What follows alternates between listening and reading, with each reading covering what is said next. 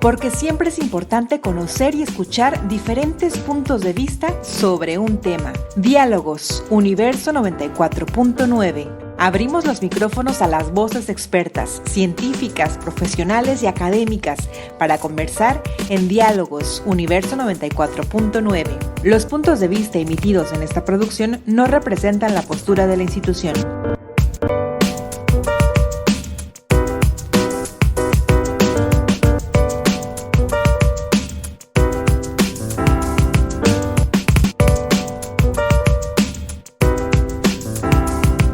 A este espacio que Universo 94.9 ha preparado para todos ustedes, este espacio denominado Diálogos, un espacio en el que tratamos temas importantes, relevantes nacional e internacionalmente.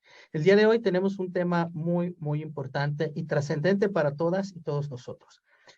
Vamos a hablar de la historia en la educación pública. ¿Cómo nos han enseñado la historia en la educación pública? Todos y todas hemos pasado por esas clases, por esas aulas, y hemos aprendido la historia de los grandes personajes de nuestro país. Pero el día de hoy vamos a platicar con un grupo de especialistas que nos van a dejar sus impresiones acerca de este tema tan trascendental. Hemos tenido más que historia, una leyenda rosa de personajes importantes. ¿Qué tan trascendente ha sido para nosotros como mexicanos en la creación de nuestra identidad nacional? El día de hoy les recuerdo que estamos transmitiendo por 94.9 FM, pero también a través de nuestro canal de YouTube y de nuestro canal de Facebook en nuestras redes sociales, donde también les pedimos que ustedes puedan sumarse a la conversación, dejando sus reflexiones y aquellas, digamos, ideas que les deje nuestro programa. Quiero presentar primeramente al doctor Héctor Porfirio Ochoa, que es uno de nuestros especialistas invitados. El doctor Héctor Porfirio Ochoa Rodríguez es licenciado en Sociología, es maestro en Historia Regional y es doctor en Ciencias Sociales con especialidad en Historia.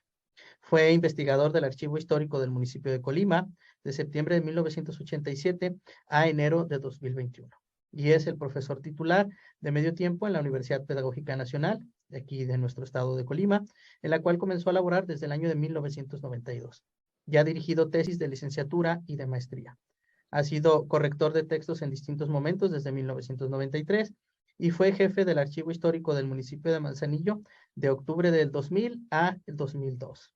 Ha publicado artículos históricos y de análisis político en periódicos y revistas de Colima, Guadalajara, la Ciudad de México, así como capítulos en distintos libros de temática histórica. Es coautor, con la maestra Blanca Gutiérrez Grajeda, del libro Las caras del poder. Y sus temas de investigación se inscriben en la historia social mexicana de los siglos XIX, básicamente el siglo en el que nació nuestro país como tal, la modernidad, y el siglo XX. En 2021 fue publicado su libro de poemas Crisol. Maestro, bienvenido, ¿cómo está? Buenas tardes, gracias por la invitación. Muy bien, aquí, pues listo para compartir con el público y con ustedes. Maestro, ¿por qué es importante revisar nuestra historia, particularmente la historia de la independencia de nuestro país? Bueno, la historia como disciplina científica es pues una materia que constantemente está en evolución, que constantemente se está planteando nuevas preguntas, nuevos temas o a veces nuevos enfoques de los mismos temas, ¿no? Digamos que cada momento histórico hace que los historiadores reflexionemos acerca de nuestro objeto de estudio para mejorar las aproximaciones que tenemos al mismo. Porque son aproximaciones, nunca es una visión completa y acabada, ¿no? Entonces, cada nueva generación va planteando cosas diferentes, ¿no? Y justamente uno de los temas principales de la historia o de las historias en el mundo, pues tiene que ver con las historias nacionales, o sea, con cómo es que surgen los estados-nación, que son la forma, digamos que desde hace algunos siglos, 3, 4 siglos, han venido conformándose estas entidades, ¿no? Entonces, nuestro país, pues, empieza o adquiere su independencia en 1821, después de una guerra que inicia en 1810, pero donde es muy importante tener claro que México como tal no existía. Es decir, no es que existe México, llegan los españoles y luego este México que ya existía se independiza de los conquistadores. Ese México no existía tal como lo conocemos o como podemos imaginarlo, aunque muchas veces en la historia oficial o en las historias oficiales o en las distintas versiones de las historias oficiales pareciera, al menos en la que seguramente todos nosotros de niñas y niños cursamos en la primaria, esta idea de que México ya existía, ¿no? En realidad era un conjunto de pueblos, de señoríos, algunos hablan del imperio azteca, un poco como si fuera el imperio romano, ¿verdad? Guardadas todas las proporciones, pues no hay punto de comparación, pero a veces así se maneja, ¿no? Entonces, este México no era una unidad, si existía el territorio, evidentemente, pero para que exista una nación se necesita, pues, una identidad, se necesita efectivamente ese territorio, esa población, se necesita un gobierno y una identidad. Y esa identidad de mexicanos, pues es una identidad que yo creo que todavía seguimos construyendo, ¿verdad?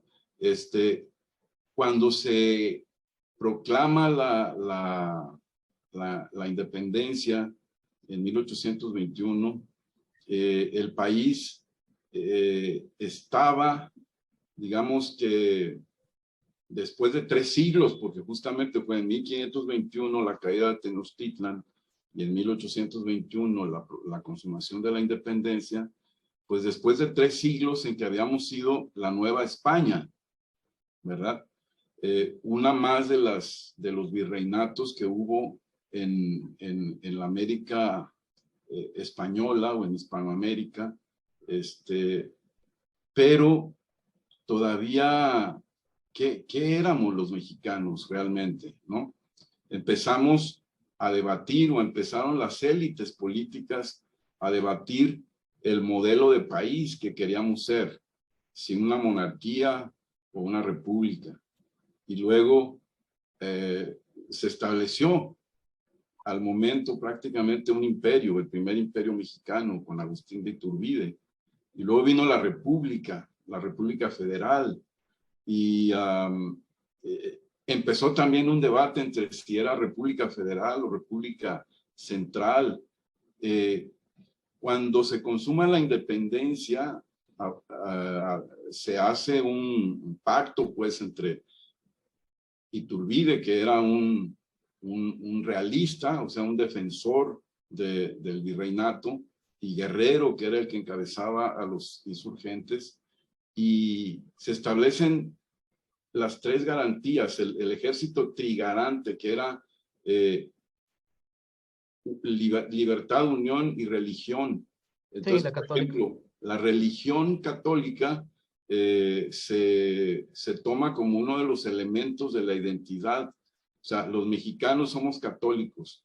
Y esto se va enfatizando a lo largo del siglo XIX, por ejemplo, frente a los anglosajones, ¿verdad? Nuestros vecinos del norte que son protestantes, y entonces ahí empieza este elemento de la identidad mexicana como a ponerse en juego, ¿no? Entonces está Doctor, por un lado, sí. A ver, aquí me gustaría centrar, toca temas muy importantes que de repente son muy sensibles, sobre todo en época moderna. La primera, no nos conquistaron los españoles, porque siempre hubo ese sentimiento. Yo recuerdo en la escuela, había profesores que nos decían, es que los españoles nos dominaron 300 años. Y es cierto, México no surge hasta entrado el siglo XIX, 1821, cuando se nos da la independencia. Y la otra está también este mito de la cigarra católica, la hormiga protestante, porque hay una distinción. Nosotros pues nos identificamos con esa religión católica y teníamos nosotros a los americanos, a los anglosajones que eran protestantes. ¿Por qué estas dos ideas, rápidamente en una reflexión final para cerrar su primera intervención, por qué estas dos ideas permearon tanto en la educación pública y en esa concepción que tiene el mexicano? Porque yo recuerdo que sí venía desde la escuela.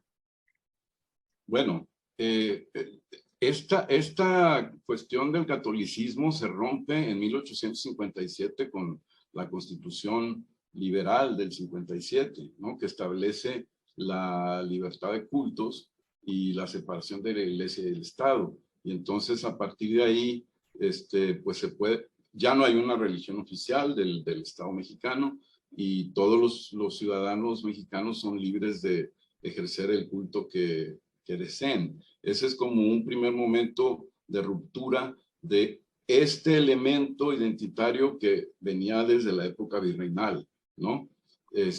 Pero de todos modos sigue estando presente, sigue siendo mayoritariamente apabullante el catolicismo, y tan lo es así que luego en el siglo XX pues va a tener un estallido en otro contexto después de la revolución, en la guerra cristera, ¿no? Este problema de la relación iglesia-estado y de las creencias religiosas de los mexicanos. Pero ciertamente, bueno, el guadalupanismo o el catolicismo es un elemento de la identidad mexicana que varios historiadores y escritores han estudiado, ¿no?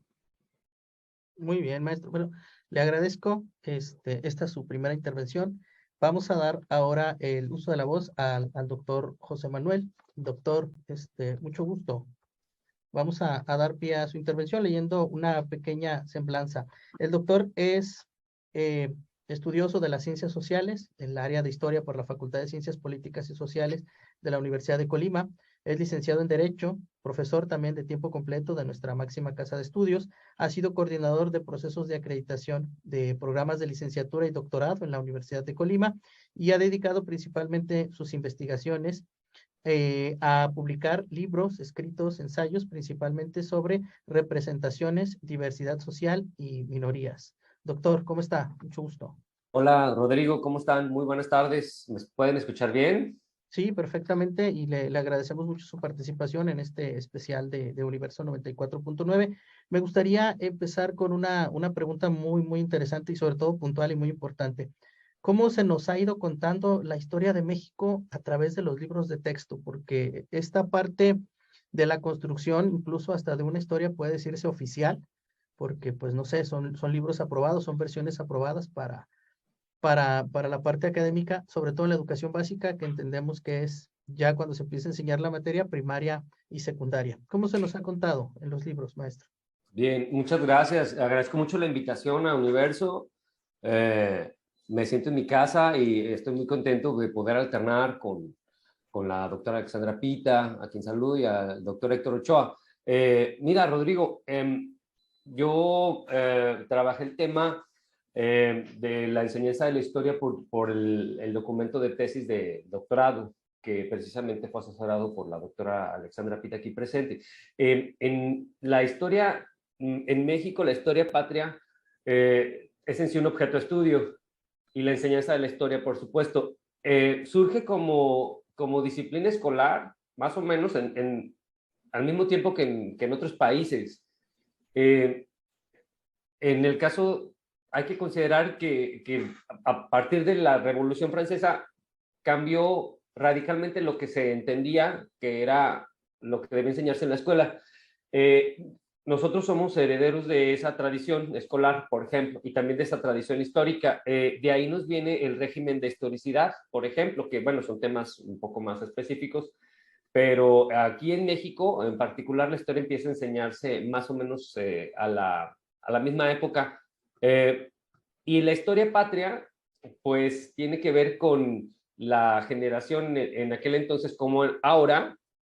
La historia patria tiene que ver más que con enseñar la historia académica y la discusión de los temas a partir de expertos tiene que ver más con la generación de una identidad, de la construcción de una comunidad que era, como dice muy bien el doctor Héctor Ochoa, pues no existía, ¿verdad?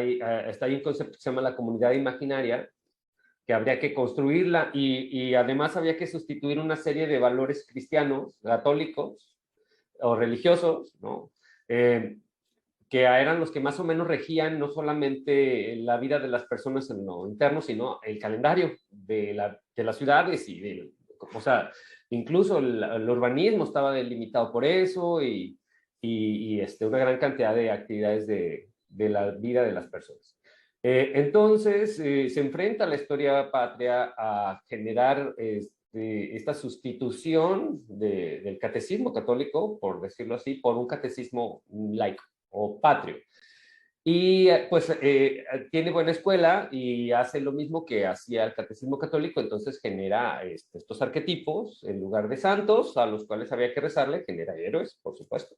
Claro. Y héroes solamente, ¿no? Y luego genera así como estos grandes procesos de los santos o de la vida de los santos, aquí también genera procesos. Y por supuesto los conceptos, ¿no? De la misma manera que en la iglesia hay dogmas, acá en la religión patria, en la historia patria, también se generan estos, ya no dogmas, pero sí conceptos como principalmente es la patria, ¿no? En contraposición probablemente a otras ideas que podían haberse también imperado, haberse impuesto. El código disciplinar de la historia escolar se define en gran medida por leyes y reglamentos.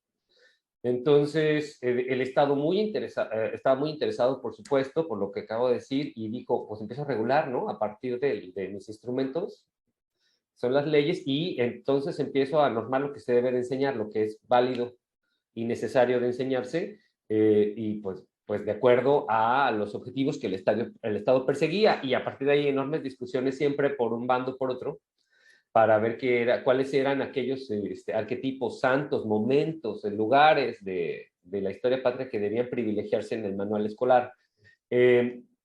Que a final de cuentas, como el nombre lo indica, pues era un dispositivo empleado para apoyar al profe en el aula. Ahora, pues casi no usamos manuales, casi no usamos libros de texto, sin embargo, en la educación básica se sigue usando, ¿no? Sí, en la educación básica es fundamental el libro de texto, sobre todo, por ejemplo, por esta idea de que tú hablas de que se cambiaron a los santos, digamos, por héroes o arquetípicos de la independencia. Por ejemplo, ahí está la patriarcalidad, digamos, en la Biblia, de personajes como Moisés, como otros personajes. Y bueno, acá tenemos al padre de la patria, que es Miguel Hidalgo, ¿no? Y que en los libros están muy presentes. Sí, claro. Entonces, básicamente, después del análisis hecho durante mis estudios de doctorado, pues me pude dar cuenta que el manual escolar ha cambiado muy poquito desde su surgimiento. Sigue estando organizado en función de los personajes, por ejemplo. Sí, gira en torno a bien, sus figuras. Sí, si bien cada régimen, perdón, cada sexenio Sí. privilegia algún personaje o genera nuevos, la estructura básica de la historia es esa, ¿no? Nuestro acercamiento con el pasado y con lo que significa ser mexicano y mexicana pasa a través de la figura del héroe o la heroína. Exactamente. Y eso pues genera muchos conflictos porque el niño y la niña probablemente no comprenda el sentido de proceso, que es el que debería estar relacionado con la enseñanza de la historia, básicamente para eso, ¿no? Enseñaríamos nosotros historia a los niños y a las niñas. Pero bueno, cumple muy bien en la medida en que nos genera una fuerte identidad mexicana. Y ahorita que hablas de la identidad, ya para cerrar la participación y darle la palabra a la doctora Pita, cuando hablas de esta identidad, ¿quiere decir que se construye a través o poniendo como centro a un personaje histórico en el que se ponen valores muy fuertes que permiten que los niños se identifiquen con ese valor y que, por ejemplo, lo adopten como parte, digamos, de su identidad como mexicano, la libertad y otros valores, ¿no? Esa es la idea de la historia patria, de la que se enseña en la escuela, más el calendario cívico, más los lugares de la memoria, Claro. más las fiestas, exactamente. Esa es la Aquellas ceremonias todos los lunes donde celebramos las efemérides. Bueno, Pues, te agradezco tu primera participación, doctor José Manuel de la Mora. Y hablando de la identidad, ahora me gustaría presentar a la doctora Alexandra Pita González. Ella es doctora en Historia por el Colegio de México, es profesora investigadora de la Universidad de Colima desde el año 2004. Su primer libro, La Unión Latinoamericana y el Boletín Renovación, redes intelectuales y revistas culturales de la década de 1920, recibió en 2009 una mención honorífica del Premio Pensamiento de América Leopoldo Sea, otorgado por el Instituto Panamericano de Geografía e Historia. En el 2019 recibió de parte del Congreso del Estado de Colima la presea Rafaela Suárez a las mujeres destacadas. Y bueno, ella también es directora del Centro de Investigaciones Sociales de la Universidad de Colima desde el año 2021, y algunas de sus líneas de investigación son la historia intelectual, la historia cultural de las relaciones internacionales, redes intelectuales y prensa. Doctora, bienvenida a este especial de Universo 94.9. Sé que ya nos estaba acompañando, pero ahora, bueno, pues viene la parte sustancial que es su participación. Muy bien, muchas gracias. Bueno, yo creo que antes que nada de entrar, para poder entender por qué la identidad es una construcción y por qué es una construcción en plural, y es una construcción que no se termina, es decir, no estamos hablando de lo que se construyó, sino de lo que se sigue construyendo. Creo que hay que partir de entrada de algo que tal vez no quedó un poco claro con mis colegas, es decir, de lo que estamos tratando en esta sesión es de la historia escolar. La historia escolar es la que se plasma en las escuelas y en los libros de texto. Por lo tanto, los actores principales de esa historia escolar es el Estado, el poder en ese momento. Por lo tanto, es una historia cargada de ideología, cargada de sentidos, con una alta afinidad política del gobierno en turno. Además, estamos hablando de que fundamentalmente se ha dado o se piensa para nivel básico. Para nivel básico no contamos con maestros o maestras especialistas en historia, ni mucho menos historiadores. Por lo tanto, una cosa es la historia escolar y la construcción que ha hecho de ella el Estado, y otra cosa es la historia académica que escribimos los historiadores. Por eso es que hay de entrada grandes conflictos. Si tú le haces este mismo programa y le preguntas a los investigadores que investigan los documentos de la independencia, etcétera, te van a dar otra perspectiva, completamente distinta, porque es como si estuviéramos hablando casi de dos mundos separados, para bien y para mal. Eso nos llevaría a otras discusiones. Pero lo que tiene que quedar en claro es que cuando estamos hablando de esto, estamos hablando solo de una determinada construcción, ¿sí? Y esa construcción tiene que ver con el poder.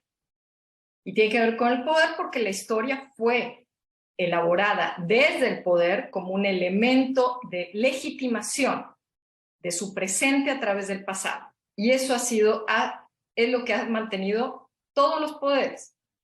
Si no partimos de esta base, no podemos entender por qué las celebraciones de los centenarios.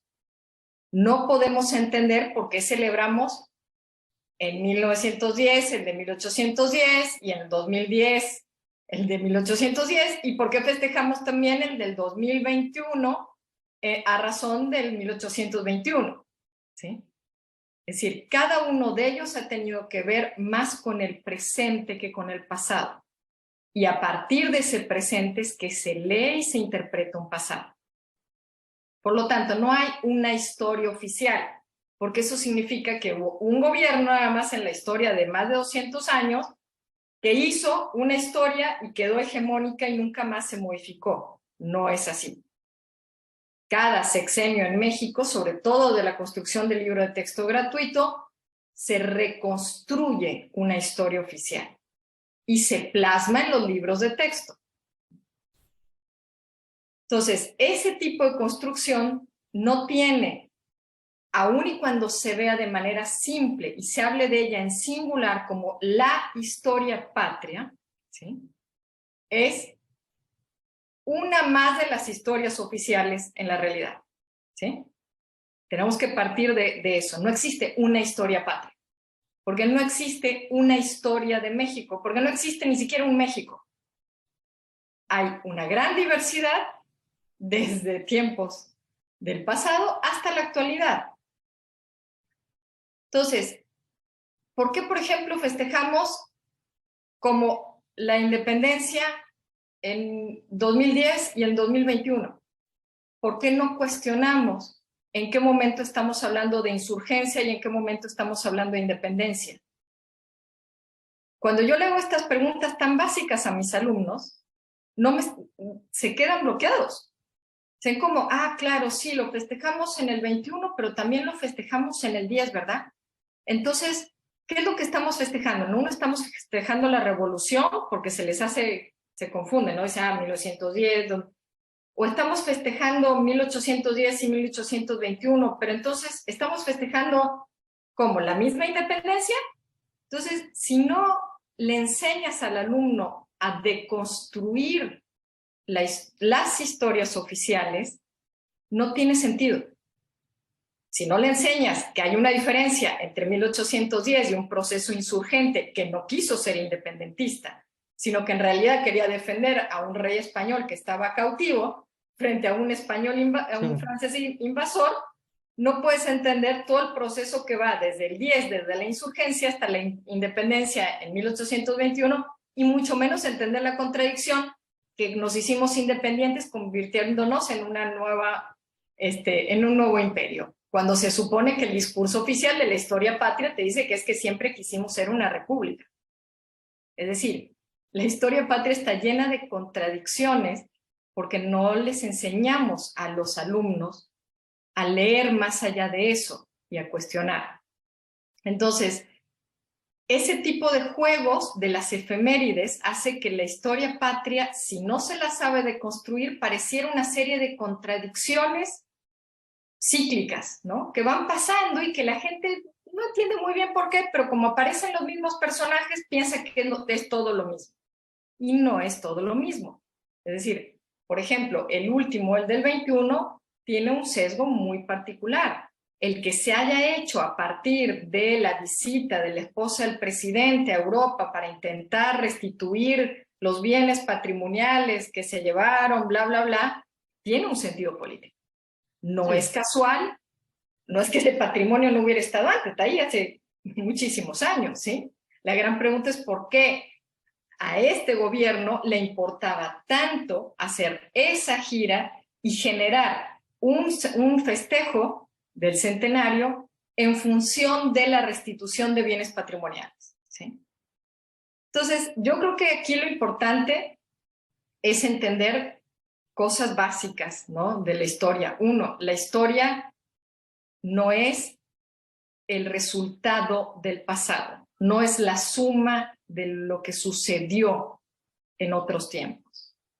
Es la construcción que se da a través de distintos sectores, ¿sí? O actores sociales, y por lo tanto no hay una identidad única, como no hay una historia oficial única. Muy bien. Tú mencionabas algo como de México surge. Bueno, México no surge, porque si surge, significa que ya existía y que de repente aparece. Y México no existía. Y incluso podríamos discutir si hoy existe y en qué condiciones existe. Muy bien.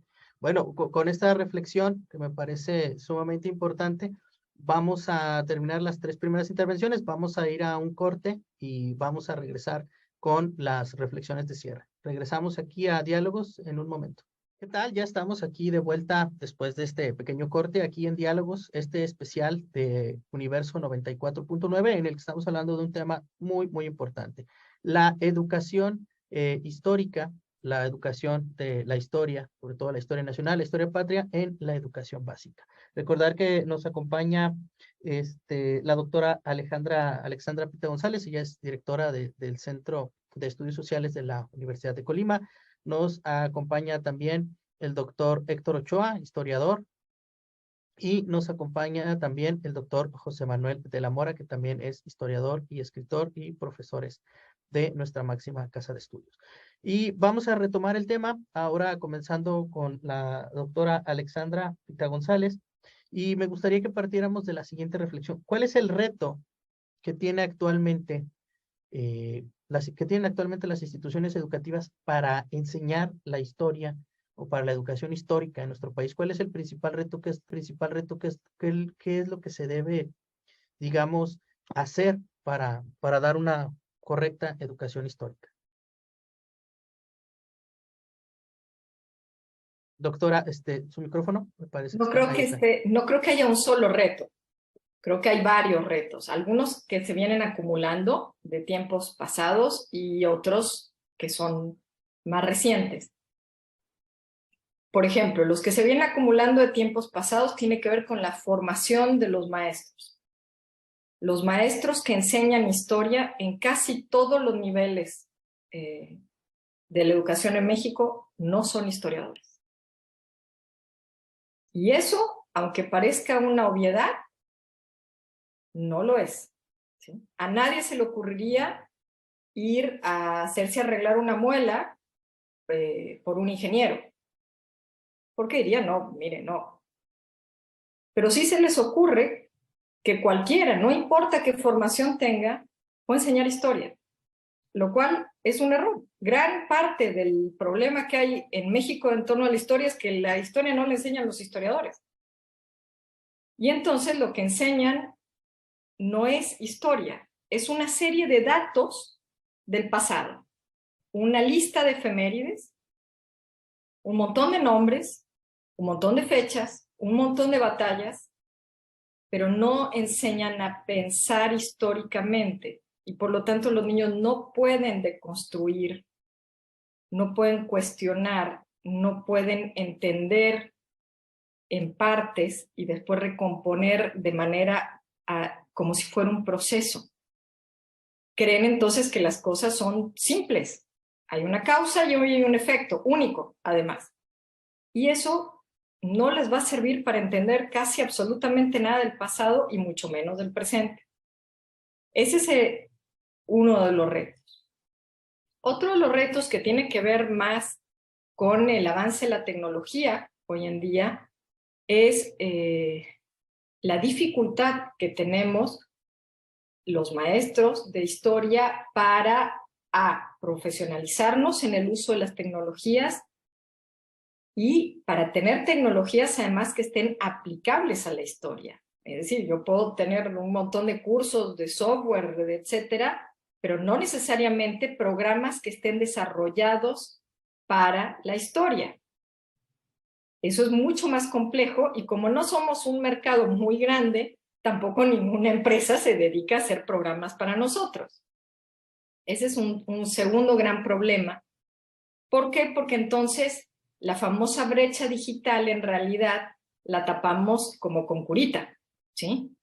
Pero no la suplimos, no la llenamos completamente. Otro reto tiene que ver los medios con los cuales ahora los estudiantes se acercan a la educación. Sabemos que a nivel básico siguen existiendo los libros de texto, sin embargo, es cada vez más frecuente que los alumnos, incluso de niños, tengan celular y suplan la información de los libros de texto que a veces no la entienden, ya sea porque no está bien explicada ahí, ya sea porque la maestra o el maestro no lo supo explicar, ya sea porque la currícula no les da el tiempo suficiente para explicarlo. Es decir, hay varias variables ahí que pueden jugar en contra. Y entonces saca el celular y busca en Wikipedia. ¿Qué es lo que busca en Wikipedia? No es que Wikipedia sea mala. El problema es que no enseñamos a nuestros alumnos a decodificar la información. Y entonces creen que un dato es igual a información válida. Primer problema, no toda la información que encuentras en la red es válida. Y segundo problema, es igual a lo que yo tengo que contestar. Y lo que él tiene que contestar, o ella tiene que contestar, no es un dato, es una construcción. Pero si un maestro no sabe construir, tampoco lo va a saber enseñar. Y entonces simplemente estamos jugando un juego de llenar de información al alumno, totalmente inútil, porque en el mundo de la era de la información la puedes encontrar en cualquier lugar, en cualquier segundo. No necesitas a nadie para ello, ¿sí? Entonces, esos son grandes retos, ¿no? Es decir, recordar que la historia en realidad nace como una reflexión crítica con los griegos y no como algo que catapulta, que digamos que anula más bien la reflexión crítica que es la historia patria. Entonces, la historia como construcción social sí requiere un pensamiento crítico y requiere un montón de competencias y habilidades que nosotros difícilmente podamos encontrar entre los estudiantes, incluso a nivel de universidad. Y entonces, la verdad es que se hace muy difícil, porque uno tendría que empezar enseñándoles a pensar críticamente. Sí, creo que ese es un aporte importante, ¿no? El poder, digamos, tomar la información y a partir de esa información, como usted decía, que está al alcance de todos, construir con criterio lo que realmente constituye, pues, digamos, la parte histórica de nuestro país.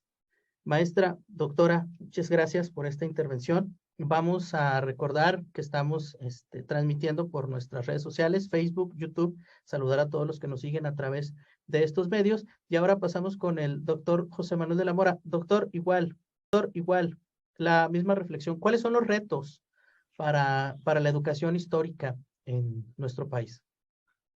Muchas gracias, Rodrigo. Pues antes de entrar al aire, yo pensaba, ¿cuántos minutos tenemos para responder eso? ¿Verdad? Pues, en fin, la doctora Alexandra Pita ha hecho una exposición magistral de los retos desde su papel de historiadora, por supuesto. Yo, en todo caso, creo que tendría que aportarte un poco más desde ahora, desde lo que hago como docente del área de las ciencias sociales, y sobre todo en el nivel de licenciatura, que es en el que yo me especializo ahora. El primero, sobre todo porque, bien lo dice la doctora, no está la historia como instrumento del Estado, no es carece de ideología de ninguna manera, ¿verdad? No podría ser de otra manera, porque no es la historia académica, esa es otra cosa. El primer gran reto, yo creo, Rodrigo, colegas, no hay que caer en anacronismos, porque eso incita mucho, inquieta. ¿Qué quiero decir con esto? No hay que juzgar con valores actuales los hechos del pasado. Recentismo histórico, ¿no?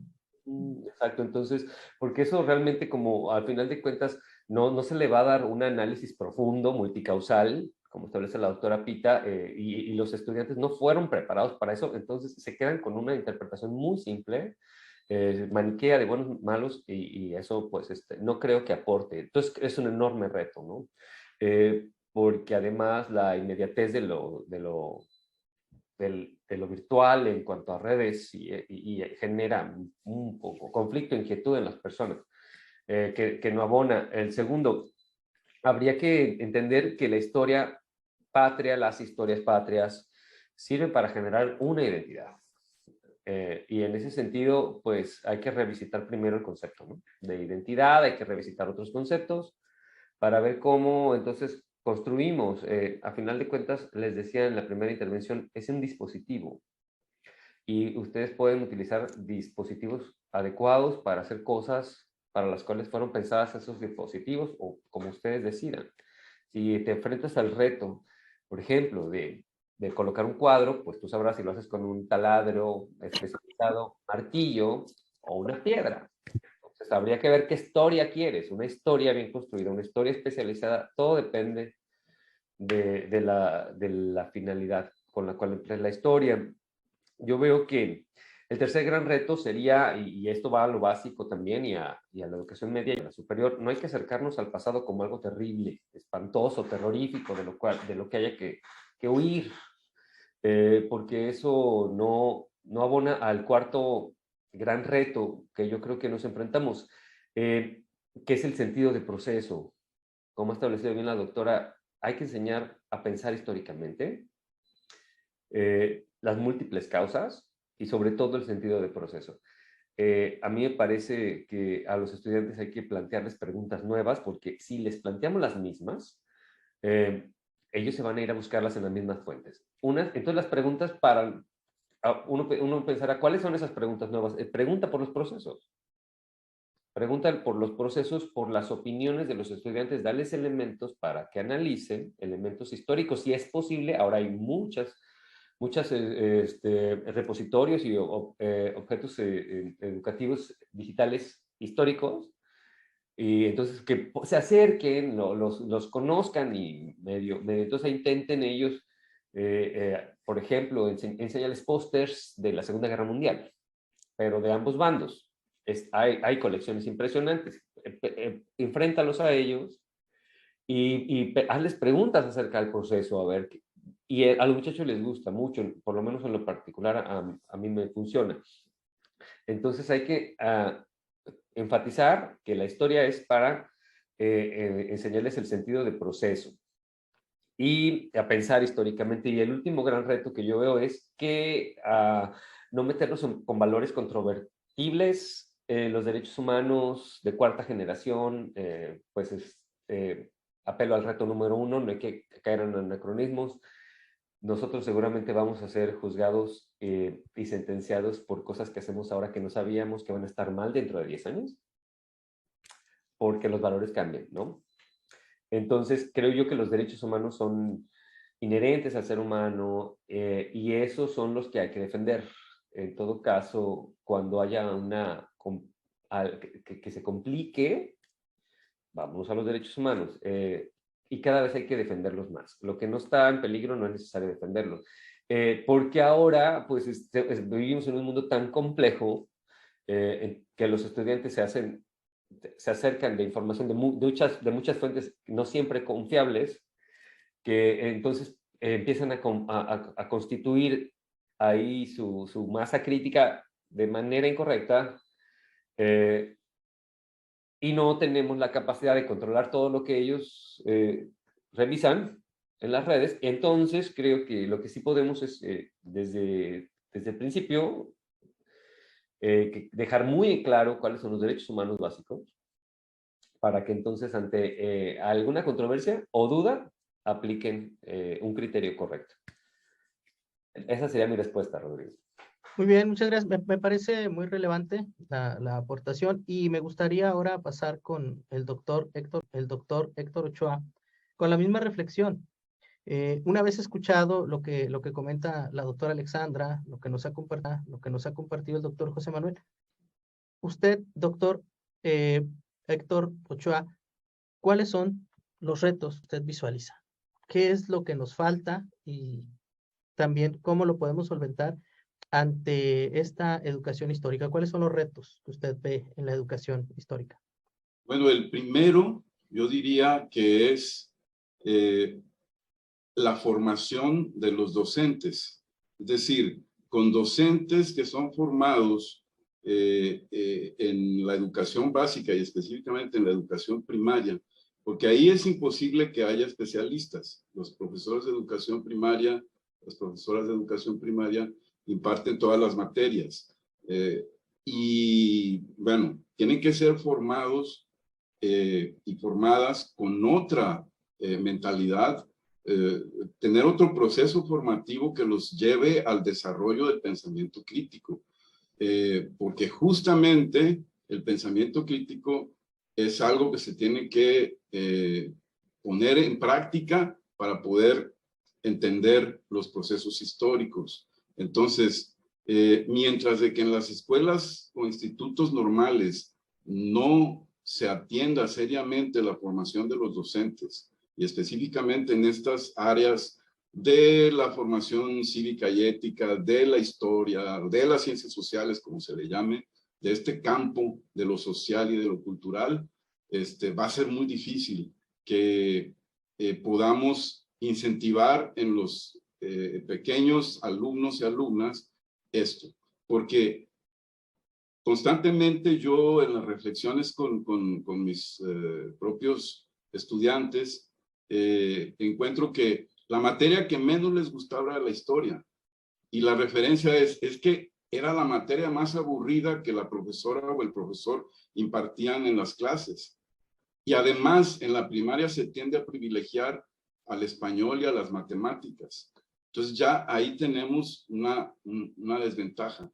Si los tiempos curriculares son para atender más al español y a las matemáticas, que son fundamentales indudablemente, y además la profesora o el profesor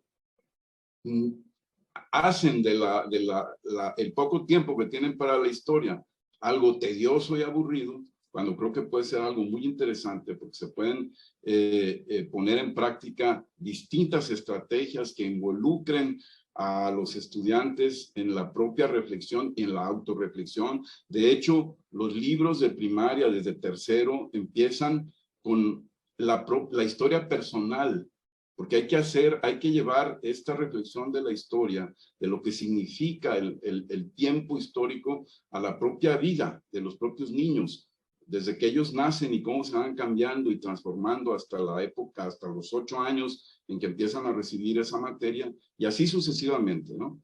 En la secundaria, que ya tenemos profesoras y profesores que son especialistas, se supone, en determinadas materias, pues ahí tendría que ser el compromiso todavía mayor. Debería de haber mayor preparación y mayor claridad de las profesoras y profesores, en este caso de historia, para incentivar esos aspectos. Así como se habla de que la educación cívica y ética, o lo que antes le llamaban la educación en valores, o incluso la educación moral, que era básicamente algo adoctrinante, pues la historia de las escuelas, aunque sea historia oficial o historias oficiales, que van cambiando sexenio tras sexenio, existe ese currículum formal que está en los libros, pero las profesoras y profesores en el aula, si tienen ellas y ellos ese pensamiento crítico, pueden establecer el diálogo con lo que está establecido formalmente ahí en los libros de texto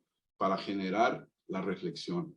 Y el otro, bueno, hay muchísimos retos, como se ha dicho, y han dicho también que me antecedieron, pero este mundo vertiginoso en el que vivimos, donde el presente es lo que importa, e incluso el futuro, ¿no? Porque los propios niños, no solamente los adolescentes, los niños están ya con el nuevo iPhone, con el nuevo celular, con el nuevo videojuego, buscando lo siguiente, lo más moderno, etcétera, etcétera. Entonces, muchas veces dicen, ¿y a mí de qué me sirve?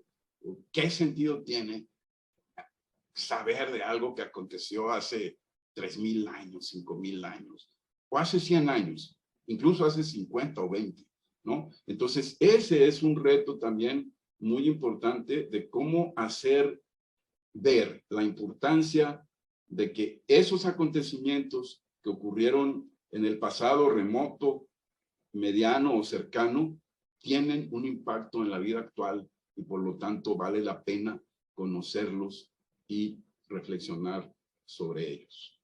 Eso yo diría que sería la formación de los docentes, el compromiso que los docentes pueden hacer en el aula para, más allá de lo que esté en los libros de texto, generar estos espacios de reflexión y ante la vorágine del presente poder hacer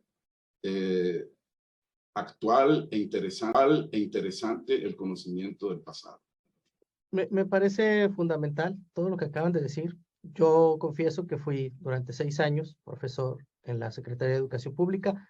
Pude vivir de primera mano muchas cosas de las que ustedes comentan. Rescato efectivamente para todo el público que nos sigue, de todas las reflexiones que hacen, la preparación primeramente de los docentes. Como decía la maestra Alexandra Pita, no vas a que te saque una muela un ingeniero. Yo creo que la mejor manera de acercarse a la historia precisamente es de un historiador, y si no hay, pues me parece que hace falta esta formación en los docentes para construir también conocimiento a partir de los datos, porque me parece que datos siempre va a haber, siempre vamos a tener acceso a la información. Hace algunos años cuando yo inicié mis estudios en comunicación, se nos decía que a lo mejor lo que sucedía es que no teníamos suficiente acceso a la información, que cuando la tuviéramos, la sociedad iba a cambiar. Y yo recuerdo la reflexión de otra persona que nos decía, no, es cuando nosotros aprendamos a tener el criterio de qué vamos a hacer con toda esa información cuando la sociedad va a cambiar. Entonces me quedo con esa reflexión, la rescato, me parece súper interesante que no solamente tengamos docentes formados en historia, sino en poder crear el conocimiento y crear también procesos o la comprensión de un proceso histórico que va hermanado con lo que decía el doctor José Manuel. Hay que entender el proceso histórico, pero también el doctor Héctor dice por qué ese proceso es importante. Es decir, por qué ese proceso que tuvo varias etapas y pasos nos lleva hasta donde estamos ahora, y entender ese proceso puede hacer que entendamos parte de nuestra realidad actual. Y rescato también no caer en este presentismo histórico, es decir, juzgar épocas del pasado con valores actuales. Me parece que nos priva de entender el actuar, el pensar e incluso hasta el sentir y el construir de personas que en nuestro pasado fueron muy importantes. Me gustaría que cada uno, yo sé que es breve el tiempo porque en la radio el tiempo siempre apremia, pero que cada uno, empezando por la doctora Alexandra, después el doctor José Manuel y cerrar el doctor Héctor, en un breve minuto me dieran una reflexión final de esto que se acaba de discutir. Sé que es poco el tiempo, pero también sé que ustedes son académicos que saben construir mensajes muy precisos. Doctora Alexandra. A ver, desafío en pocos minutos.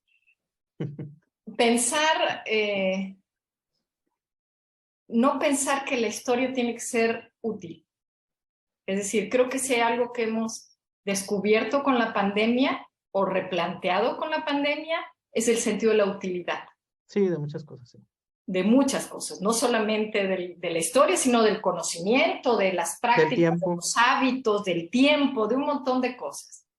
Entonces, yo creo que en la medida que podamos reflexionar sobre, no desde este paradigma de lo útil, sino de lo valioso, que es distinto, ¿sí? Y después pensar por qué algo que hace tanto tiempo pasó puede ser valioso para mí, tiene que ver con un sentido de humanidad, con un sentido de empatía, con un sentido de que todo está relacionado con todo, de una u otra manera. Lo que pasa aún en una guerra lejana te va a afectar, ¿sí? Lo que le sucede a otro humano, aunque no sea tu pariente, tarde o temprano te va a afectar de una u otra manera. El problema es que no nos damos cuenta porque perdemos la sensibilidad de nuestro presente. Y entonces mucho menos vamos a encontrar sensibilidad en el pasado. Yo diría que para poder aprender de historia, en realidad tendríamos que aprender a ser buenas personas en el presente y personas con una capacidad autocrítica y reflexiva sistemáticamente para poder después mirar al pasado de otra manera y establecer un vínculo con él. Muchas gracias. Volvemos a los procesos. Todo esto es un gran proceso donde si una de esas piezas no encaja bien, pues el proceso no funciona. Me parece súper relevante lo que nos acaba de comentar. Doctor José Manuel, su reflexión en este minuto, digamos, en este reto que ya le llamó la maestra Alexandra. Sí, muchas gracias. Bueno, hay que ser honestos. Lo tuvo más difícil la doctora. Miren, lo que yo concluyo, el tema es la educación histórica en nuestro país, ¿verdad? Entonces, está involucrada la educación como la historia, ambas actividades netamente humanas, hasta donde yo sé, si no es que la más humana de todas las ciencias, que es la historia, puesto que es la historia del hombre, es la historia de nuestra especie en el transcurso de su vida. Creo yo que la manera de hacerla interesante para nuestros estudiantes, puesto que hablamos de educación, en el aula es hacer consciente a la estudiante y al estudiante que el hombre, la mujer, la humanidad es la medida de las cosas. Y en ese sentido coincido con la doctora Pita, mientras más humano, más valores, más sensibilizado, serás más capaz ya no de entender lo anterior, sino lo presente. Y en ese sentido yo creo que la historia nos brinda herramientas inmejorables para despertar el interés, ya no en los procesos, conceptos, etcétera, sino en las personas. Rodrigo. Muchas gracias. Y terminamos con el centro del proceso como el hombre, me parece que es lo que rescató de su intervención. Doctor, muchas gracias. Doctor Héctor, para cerrar su reflexión. Pues mira, Reclus, un geógrafo francés, decía que la geografía era la historia del espacio y que la historia era la geografía del tiempo. Es decir, tiempo y espacio son dos elementos indisolubles. Y entonces, en ese sentido, la historia siempre ocurre en espacios, ¿no? En espacios distintos y en espacios que se van transformando. Y en ese sentido, yo diría que me parece muy importante lo que decía la doctora Pita de la empatía, el desarrollo de la empatía. La historia nos debe de servir para el desarrollo de la empatía, pero también desde el presente, no se entiende, si no se entiende el presente, la complejidad del presente, yo siempre les digo a mis alumnos que la complejidad del presente es la misma complejidad que ha habido en los distintos pasados. Creemos que nuestra época es como o la peor, o la mejor, o la más divertida, o la más aburrida, pero depende de cómo lo enfoquemos. Pero esto lo vamos a encontrar, toda esa complejidad la vamos a encontrar siempre en el pasado. Por lo tanto, eso nos ayuda a no caricaturizar el pasado, ¿no? A no caricaturizar la historia, sino a ver siempre esa complejidad. Y es lo más difícil, pues, porque tendemos a simplificar mucho las cosas en la vida y en el aula. Entonces, o sea, como docentes también, a veces no somos capaces de plantear esa complejidad, ¿verdad? Pues creo que eso sería lo que yo diría, ¿no? Que habría que siempre ver esta complejidad de la historia a partir del presente también. Muy bien, entenderlos, ¿no? El tiempo y el espacio actual nos permitirá entender los tiempos y los espacios anteriores. Fue un gran privilegio para mí estar con ustedes el día de hoy, compartir con nuestros radioescuchas, con la gente que nos ve por Facebook, por el canal de YouTube, este espacio, con tres grandes historiadores que nos han dejado reflexiones increíblemente padres. Fue un placer compartir con ustedes este tiempo y este espacio hoy para generar una bonita historia aquí en Diálogos 94.9. Nos despedimos. Muchas gracias a nuestros invitados que ya lo hicieron con su reflexión. Yo los dejo también. Mi nombre es Rodrigo Prado en este especial de Diálogos 94.9, hoy con la educación histórica, y en este espacio nos encontramos la próxima vez, claro que sí, ya sea en otro tiempo y en otro espacio para contar una bonita historia. Muchas gracias y hasta la próxima. Gracias. Gracias, hasta luego, buenas tardes. Y hasta la próxima a todos también, al público. Muchas gracias. Porque siempre es importante conocer y escuchar diferentes puntos de vista sobre un tema. Diálogos, Universo 94.9. Gracias a nuestras voces expertas, científicas, profesionales y académicas por conversar en Diálogos, Universo 94.9. Los esperamos en una siguiente emisión. Los puntos de vista emitidos en esta producción no representan la postura de la institución.